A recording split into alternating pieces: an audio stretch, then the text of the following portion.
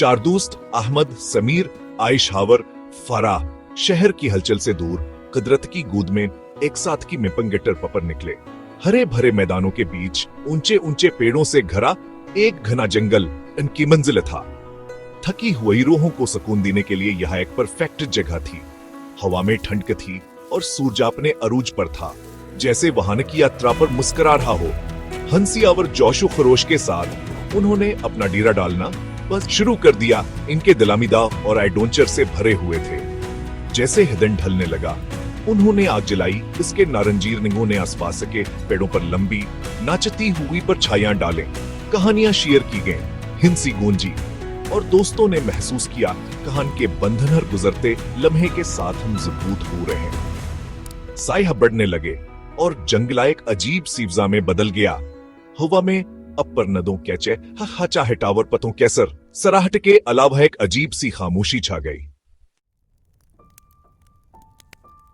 रात के खाने के बाद जैसे है दोस्त आके पास जमा हुए, अहमद ने एक खानी सुनाने की पेशकश की।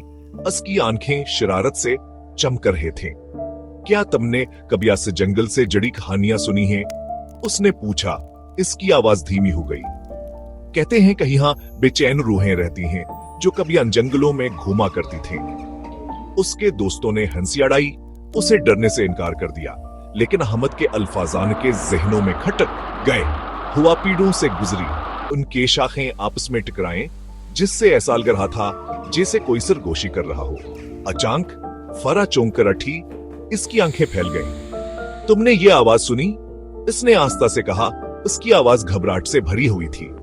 ऐसा लग रहा था जैसे कोई हमें देख रहा है। उसके दोस्तों ने उसे तसल्ली दे के ही सिर्फ अस्काउ है, लेकिन उनके दिलों में खौफ की लहर दौड़ गई। जैसे जैसे रात गहरी होती गई, अजीबो गरीब वाकयात होने लगे। उन्होंने दौर से सरगोशियां सुनी और साए और भी खौफनाक लगने लगे, जैसे वो हल रहे हों और अपने शिकल बदल रहे हों।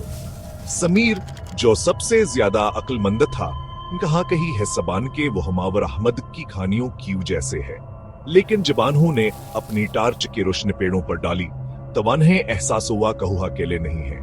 पेड़ों के बीच झाड़ियों के पीछे झांकते हुए साए थे लंबे, गैर इंसानी साए जवानें घूर रहे थे। खौफ ने उनके दिलों और जहनों पर छा गया कि उनके हाँ नहीं एहसास हवा कहू फनस चुके हैं। साए करीब आ गए, उन्हें घेर लिया। उनकी हरकत तिक्सी जानवर से ज्यादा तेजा और गैर फतरी थे। दोस्त अपने पैरों पर खड़े हो गए, उनके दिल तेजी से धड़क रहे थे। उन्होंने अपनी टार्च की रोशनी साए पर डाली, लेकिन ऐसा लग रहा था कि वह रोशनी को उंगल रहे हैं। उनकी मौजूदगी खौफनाक और पोशीदा थी। वह भागे, जितनी तेजी से भाग सकते थे। घने जंगल में ठोकर खाते हुए साए हर कदम पर उनका पीछा कर रहे थे। जैसे ही वह भागे, उन्होंने दोराएकम धम रोशनी देखी। एक छोटी सी झोंपड़ी जो पेड़ों के समंदर में एक रोशनी की मांद थी। उम्मीद किया एक कर नान के खौफ से झलकाठी और वह अपनी बाकी मांदा तवानाई के साथ झोंपड़ी की तरफ दौड़े। उन्होंने दरवाजा खोला और खुद को अंदर खींच लिया, एक के बाद एक, हिफाजत के लिए बेचैन। उन्होंने दरवाजा बंद कर दिया, उसे एक पर अनिकर शीशे बंद कर दिया। उनके जिस्म थकन और खुफ से कान पर रहे थे। जैसे ही वहां पर निशान सब संभाल करने की कोशिश कर रहे थे, रोशनी बज गई, जिससे वह एक बार फिर अंधेरे में डूब गए।